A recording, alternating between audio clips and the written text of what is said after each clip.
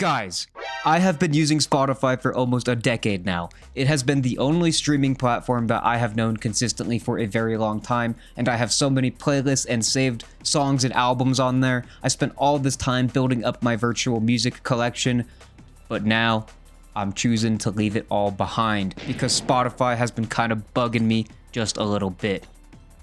Hello everybody, my name is Jimmy, and today I want to talk about Spotify. You see, these days, I hear people both online and out in the world who point out that Spotify is just no good anymore. Some say to find another streaming service, while others might argue that we should be ditching streaming altogether. Now, that latter topic is very interesting, but I think I'm going to save that for another time. For now, I want to keep it about Spotify and my experience moving away from it. But in order to understand why I'm choosing to move away from Spotify, we have to kind of understand why you might leave Spotify in the first place. What are the reasons? Well, I'm glad you asked because there are a few notable things to talk about here. And I think to start, I'm going to talk about the hottest topic of them all. One of the biggest reasons for a lot of this Spotify slander is due to some of the questionable decisions that the company makes as a whole. Most recently, you may or may not have seen that Spotify and the Universal Music Group, UMG, struck a deal where they will allow users who pay a higher price the ability to create remixes and covers of any, quote, participating artist in the UMG via the use of AI. If you didn't know, the UMG is one of the largest music companies in the world, and they have a plethora of popular or notable artists signed to them. Now, this upset a lot of listeners and consumers, and also has led to speculation that many artists are trying to escape their contracts with UMG because of this deal. And while we're on the topic of using artificial intelligence as it pertains to Spotify, we have to understand Spotify's, grasp on AI music as a concept. Now, look, we do need to be transparent here because when I checked other platforms, I found a lot of the same AI artists on all platforms that I was checking. But the bigger controversy here is that Spotify allegedly is pushing this AI music out to its consumers. You'll find it on your Discover playlist or most Spotify branded playlists. People are accusing of having AI music on there. I don't really know how true this really is because I don't check these playlists very often, but there are definitely people complaining about it. But that's enough about that. Here's another thing though. Have you ever heard of the term ghost artist? Basically, Spotify will hire musicians from production companies to come and create dozens of really safe and generic sounding songs. These songs then are put onto various playlists that Spotify promotes to their users, the kind that someone might just put on in the background without really thinking about it. The songs themselves are then all listed as differing artists with unique names that all earn different amounts of streaming revenue. These backgrounds are often fabricated, and these songs are simply made by that same group of people that Spotify partnered with initially. The result of this scheme transforms playlists from an area of discovery into a money-making experiment. The other effect of this is that now these ghost tracks are taking away royalties or streams from musicians who are not in on this.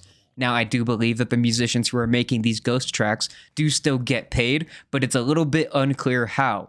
I saw two different sources. One was saying that they get paid per stream as normal, but don't worry, we'll talk about that. And the other source was saying that they get a one-time payment per track, and then Spotify gets to do whatever they want with those songs. If you want to know more about all of this, I recommend checking out this video. Now, it might be common knowledge nowadays that Spotify does not pay artists a lot of money.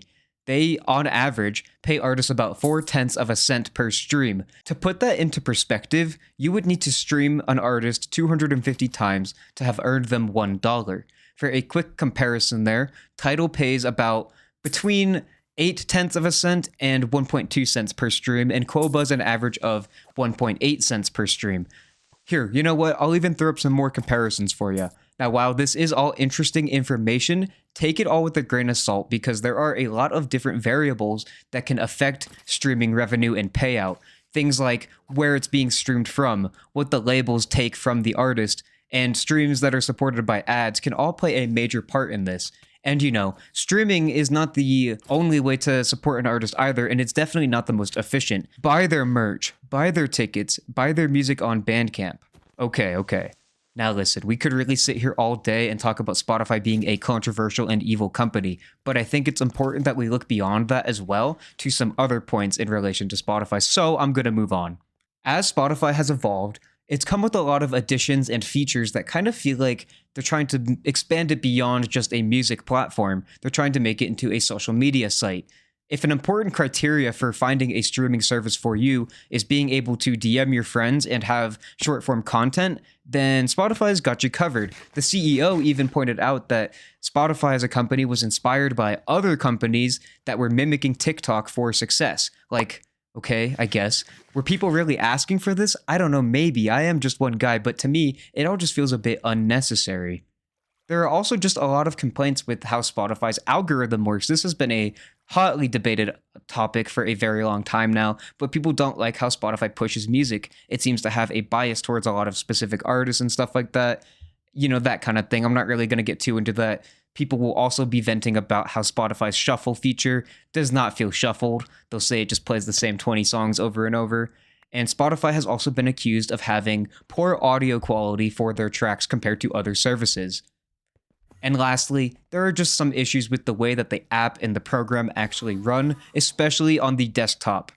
However, if I'm being honest, while I do think the Spotify app is not the best ever, I think things being a little buggy or laggy is actually not too uncommon across other platforms as well. It's just, I think Spotify has it the worst. All right. That was kind of a lot of information there. It's a lot of stuff to slander Spotify with, but we gotta get on with our lives, just how we're moving on from Spotify. So yeah, I canceled my Spotify subscription and then I signed up for the free trials of both Tidal and Qobuz, and I'm currently still using these titles, and I'm going to kind of compare and contrast them, talk about what I like and what I don't like with both of them. But spoiler alert, I think I'm going to keep my Tidal subscription, but I'll get into that in a little bit. Now let's talk about Qobuz a bit first because I think it is worth mentioning. Qobuz might be a suitable option for you if you care deeply about audio quality. Now Tidal has amazing audio quality as well, definitely better than Spotify. And a friend and I even sat down and we compared, various songs from varying genres and sounds on all three of these platforms, and we were comparing them, and we noticed that Qobuz was just consistently the crispiest. And now another thing that plays a part into moving on from Spotify is transferring your music. I said I was leaving Spotify behind, but look, there was no chance that I was going to give up my playlists and leave those behind. So I used an external service to transfer my library over, and with Tidal, it was very smooth. Just about everything got transferred over with virtually no complications. With Qobuz, it was not as smooth. Playlists on Qobuz have a 1,000 song limit, and I know what you're thinking.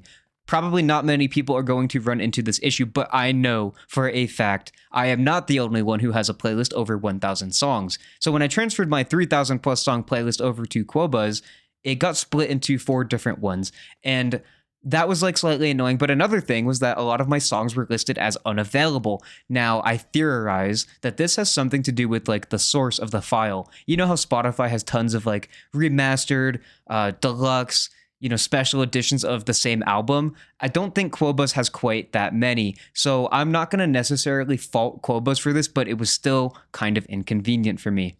On Tidal, the daily discover feature is also kind of cool. It recommends you only 10 songs a day, and it has consistently been songs that I am not really familiar with. Spotify always gives you 50, and a majority of them are already in your library. It's kind of weird. Tidal also does give you a monthly recap to show you just who you're listening to every month. If I'm being picky, I would like it if this was a weekly thing, but I'll take what I can get. The layout of Tidal is also familiar, especially if you are coming from Spotify. The buttons are more or less all in the same spots. The UI looks really sleek, but I do find some of the actual functions, like pressing the buttons and stuff, don't feel quite as buttery as Spotify. A big nitpick here, right? But Spotify has it's mad easy to just rapid fire cue songs on Spotify, bang, bang, bang, perfect for that 7-minute shower. On Tidal and Qobuz, you just need to press a few extra buttons, and I know this sounds really petty to complain about, but it is these extra seconds for a menial task that can really hinder the customer experience.